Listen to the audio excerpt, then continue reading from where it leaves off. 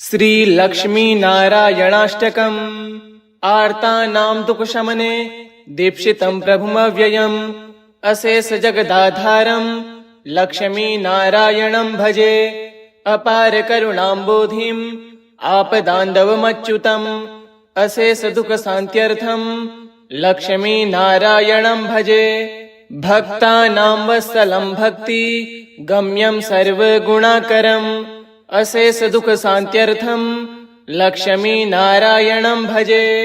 सुहृदयं सर्वभूतानां सर्वलक्षण संयुतम् अशेष दुःख शान्त्यर्थं लक्ष्मी नारायणं भजे। चिदचित सर्वजन्तूनां आधारं वरदं परम् अशेष दुःख शान्त्यर्थं लक्ष्मी नारायणं भजे। शङ्खचक्रधरं देवं लोकनाथं दयानिधिम् अशेष दुःख शान्त्यर्थं लक्ष्मी नारायणं भजे। पीताम्बरधरं विष्णुं विलसत्सूत्रशोभितम् अशेष दुःख शान्त्यर्थं लक्ष्मी नारायणं भजे। हस्तेन दक्षिणेनाजम् अभयप्रदमक्षरम् अशेष दुःख शान्त्यर्थं लक्ष्मी नारायणं भजे। यः पठेत् प्रातरुत्थाय लक्ष्मी नारायणाष्टकम् विमुक्तः सर्वपापेभ्यः विष्णुलोकं स गच्छति। आर्तानां दुःखशमने दीक्षितं प्रभुमव्ययम् अशेष जगदाधारं लक्ष्मी नारायणं भजे। अपार करुणाम्बोधिम् आपदान्धवमच्युतम् अशेष दुःख शान्त्यर्थं लक्ष्मी नारायणं भजे। भक्तानां वत्सलं भक्ति गम्यं सर्वगुणाकरम् अशेष दुःख शान्त्यर्थं लक्ष्मी नारायणं भजे। सुहृदयं सर्वभूतानां सर्वलक्षण संयुतम् अशेष दुःख शान्त्यर्थं लक्ष्मी नारायणं भजे। चिदचित सर्वजन्तूनां आधारं वरदं परम् अशेष दुःख शान्त्यर्थं लक्ष्मी नारायणं भजे। शङ्खचक्रधरं देवं लोकनाथं दयानिधिम् अशेष दुःख शान्त्यर्थं लक्ष्मी नारायणं भजे। पीताम्बरधरं विष्णुं विलसत्सूत्रशोभितम् अशेष दुःख शान्त्यर्थं लक्ष्मी नारायणं भजे। हस्तेन दक्षिणेनाजम् अभयप्रदमक्षरम् अशेष दुःख शान्त्यर्थं लक्ष्मी नारायणं भजे। यः पठेत् प्रातरुत्थाय लक्ष्मी नारायणाष्टकम् विमुक्तः सर्वपापेभ्यः विष्णुलोकं स गच्छति। आर्तानां दुःखशमने दीक्षितं प्रभुमव्ययम् अशेष जगदाधारं लक्ष्मी नारायणं भजे। अपार करुणाम्बोधिम् आपदान्धवमच्युतम् अशेष दुःख शान्त्यर्थं लक्ष्मी नारायणं भजे। भक्तानां वत्सलं भक्ति गम्यं सर्वगुणाकरम् अशेष दुःख शान्त्यर्थं लक्ष्मी नारायणं भजे। सुहृदयं सर्वभूतानां सर्वलक्षण संयुतम् अशेष दुःख शान्त्यर्थं लक्ष्मी नारायणं भजे। चिदचित सर्वजन्तूनां आधारं वरदं परम् अशेष दुःख शान्त्यर्थं लक्ष्मी नारायणं भजे। शङ्खचक्रधरं देवं लोकनाथं दयानिधिम् अशेष दुःख शान्त्यर्थं लक्ष्मी नारायणं भजे। पीताम्बरधरं विष्णुं विलसत्सूत्रशोभितम् अशेष दुःख शान्त्यर्थं लक्ष्मी नारायणं भजे। हस्तेन दक्षिणेनाजम् अभयप्रदमक्षरम् अशेष दुःख शान्त्यर्थं लक्ष्मी नारायणं भजे। यः पठेत् प्रातरुत्थाय लक्ष्मी नारायणाष्टकम् विमुक्तः सर्वपापेभ्यः विष्णुलोकं स गच्छति। आर्तानां दुःखशमने दीक्षितं प्रभुमव्ययम् अशेष जगदाधारं लक्ष्मी नारायणं भजे। अपार करुणाम्बोधिम् आपदान्धवमच्युतम् अशेष दुःख शान्त्यर्थं लक्ष्मीनारायणं भजे।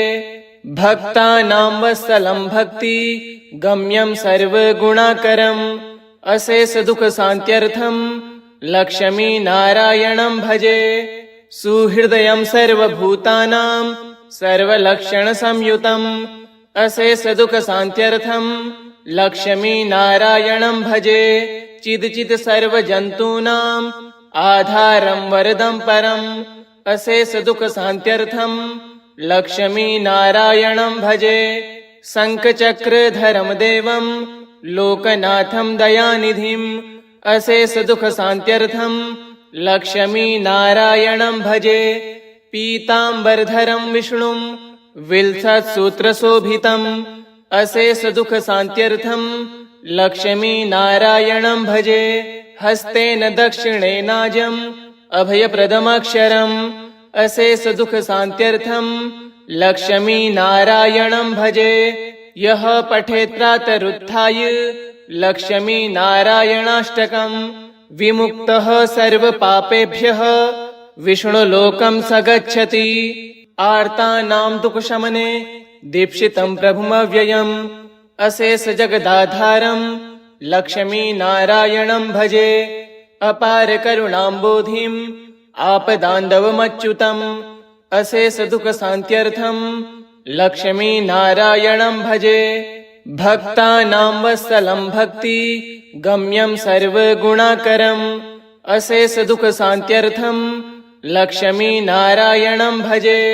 सुहृदयं सर्वभूतानां सर्वलक्षणसंयुतम् अशेष दुख शान्त्यर्थं लक्ष्मीनारायणं भजे।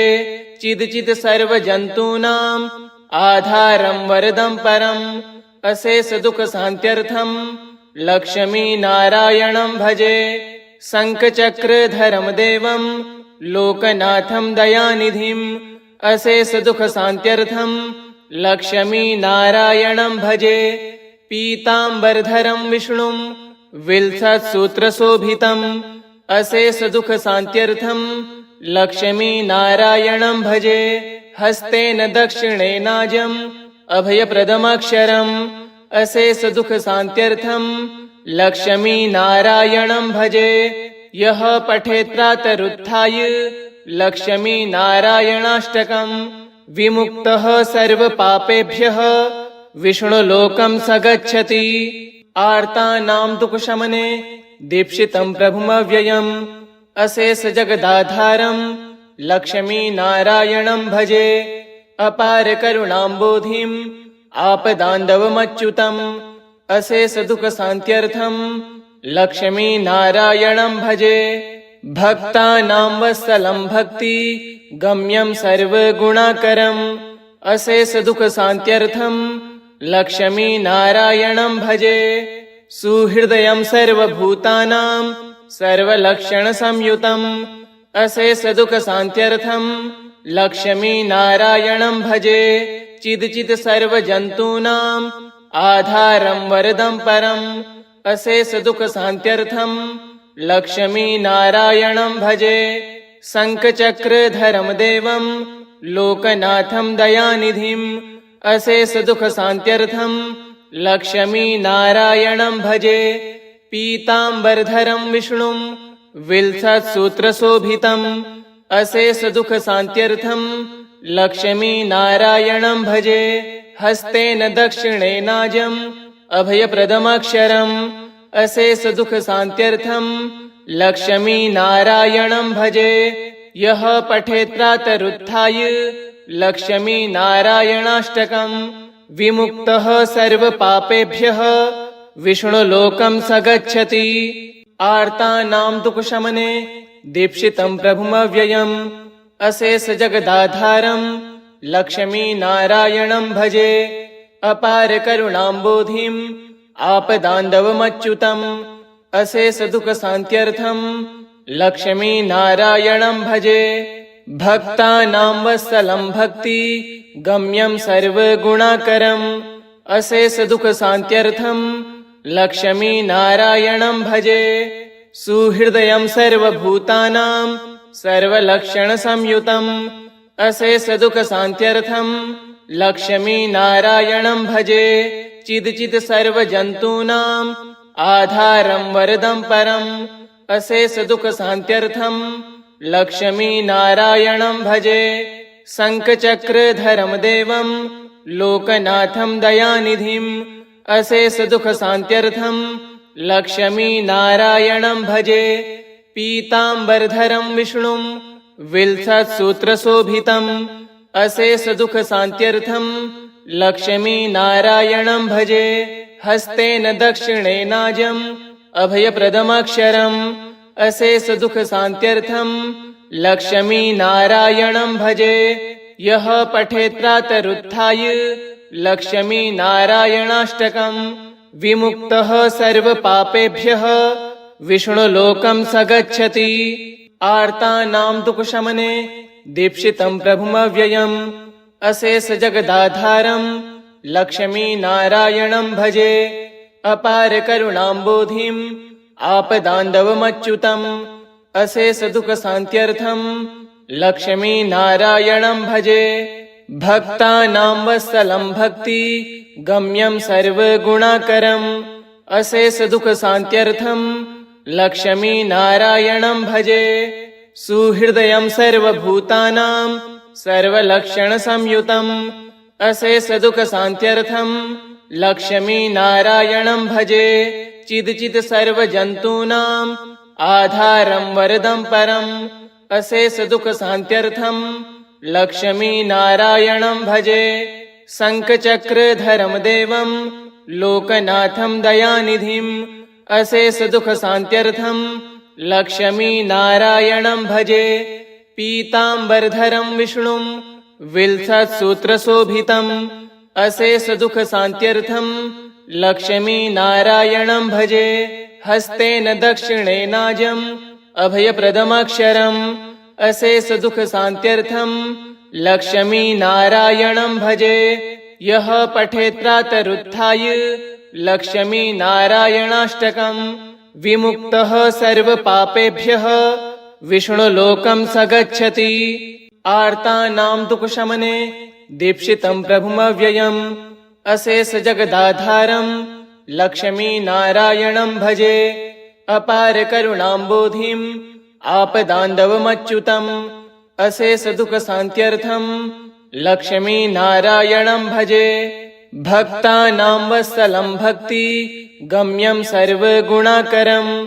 अशेषदुःखशान्त्यर्थं लक्ष्मीनारायणं भजे सुहृदयं सर्वभूतानां सर्वलक्षणसंयुतम् अशेषदुःखशान्त्यर्थं लक्ष्मीनारायणं भजे चिदचित् सर्वजन्तूनाम् आधारं वरदं परम् अशेषदुःखशान्त्यर्थं लक्ष्मीनारायणं भजे शङ्खचक्रधरं देवं लोकनाथं दयानिधिम् अशेषदुःखशान्त्यर्थं लक्ष्मीनारायणं भजे पीताम्बरधरं विष्णुं विलसत्सूत्रशोभितम् अशेषदुःखशान्त्यर्थं लक्ष्मीनारायणं भजे हस्तेन दक्षिणेनाजम् अभयप्रदमक्षरम् अशेषदुःखशान्त्यर्थं लक्ष्मीनारायणं भजे यः पठेत् प्रातरुत्थाय लक्ष्मीनारायणाष्टकम् विमुक्तः सर्वपापेभ्यः विष्णुलोकं स गच्छति आर्तानां दुःखशमने दीक्षितं प्रभुमव्ययम् अशेषजगदाधारं लक्ष्मीनारायणं भजे अपारकरुणाम्बोधिम् आपदान्धवमच्युतम् अशेषदुःखशान्त्यर्थं लक्ष्मीनारायणं भजे भक्तानां वत्सलं भक्ति गम्यं सर्वगुणाकरम् अशेषदुःखशान्त्यर्थं लक्ष्मीनारायणं भजे सुहृदयं सर्वभूतानां सर्वलक्षणसंयुतम् अशेषदुःखशान्त्यर्थं लक्ष्मीनारायणं भजे चिदचित् सर्वजन्तूनाम् आधारं वरदं परम् अशेषदुःखशान्त्यर्थं लक्ष्मीनारायणं भजे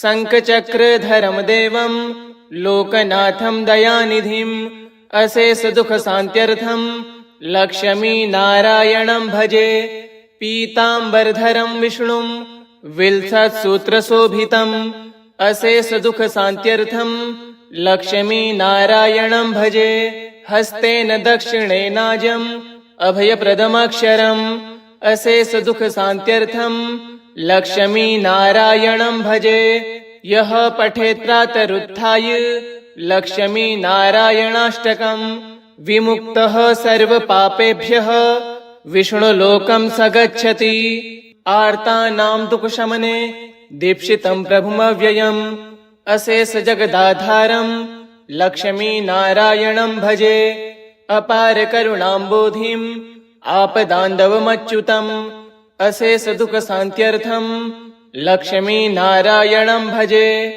भक्तानां वत्सलं भक्ति गम्यं सर्वगुणाकरम् अशेषदुःखशान्त्यर्थं लक्ष्मीनारायणं भजे सुहृदयं सर्वभूतानां सर्वलक्षणसंयुतम् अशेषदुःखशान्त्यर्थं लक्ष्मीनारायणं भजे चिदचित् सर्वजन्तूनाम् आधारं वरदं परम् अशेषदुःखशान्त्यर्थं लक्ष्मीनारायणं भजे शङ्खचक्रधरं देवं लोकनाथं दयानिधिम् अशेषदुःखशान्त्यर्थं लक्ष्मीनारायणं भजे पीताम्बरधरं विष्णुं विलसत्सूत्रशोभितम् अशेषदुःखशान्त्यर्थं लक्ष्मीनारायणं भजे हस्तेन दक्षिणेनाजम् अभयप्रदमक्षरम् अशेषदुःखशान्त्यर्थं